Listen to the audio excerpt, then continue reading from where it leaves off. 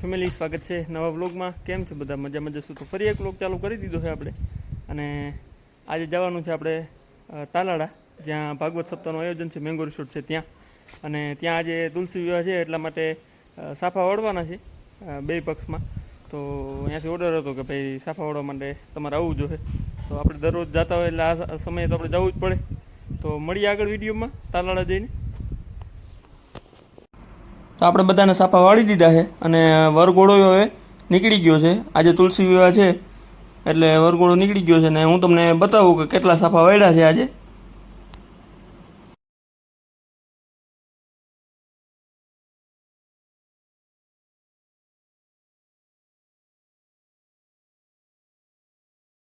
જો આપણે બધા લોકોને સાફા વાળી દીધા છે, જે વર પક્ષ તરફથી જાય છે અહીંથી, અને અલગ અલગ બધાને ડિઝાઇનવાળા વાળ્યા છે। લેડીઝમાં વારેલા છે, તમને દેખાતા હોય, લેડીઝમાં વારેલા છે અને જેન્ટ્સ બધાએ વારેલા છે સાફા। અને હવે આગળ જાય છે ગણેશ પાર્ટી પ્લોટ જ્યાં સપ્તાહ છે ત્યાં, અને ત્યાં આગળ તુલસી વિવાહનું આયોજન છે। હવે રાસ ને બધું રમવાનું છે, આગળ વિડીયોમાં બન્યા રહેજો।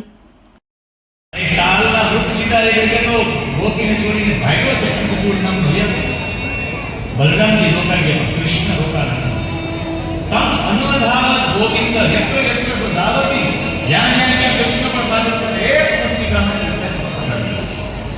આપણે ત્યાં કૃષ્ણ પાસે મારવા માટે શા માટે ગયા?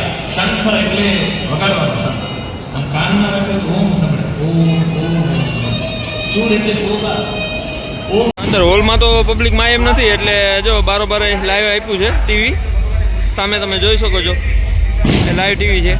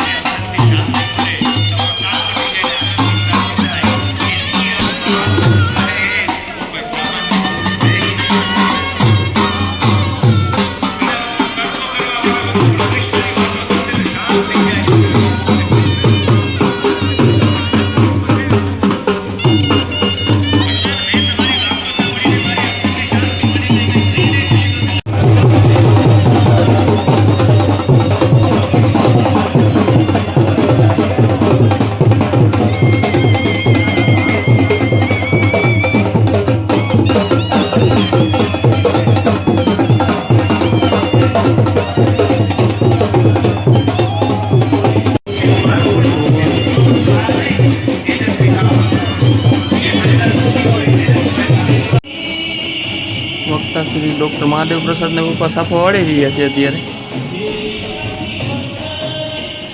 તુલસી વિવાહ હોય ત્યારે જે વક્તા હોય શાસ્ત્રીજી એને સાફો વાળવાનો હોય છે।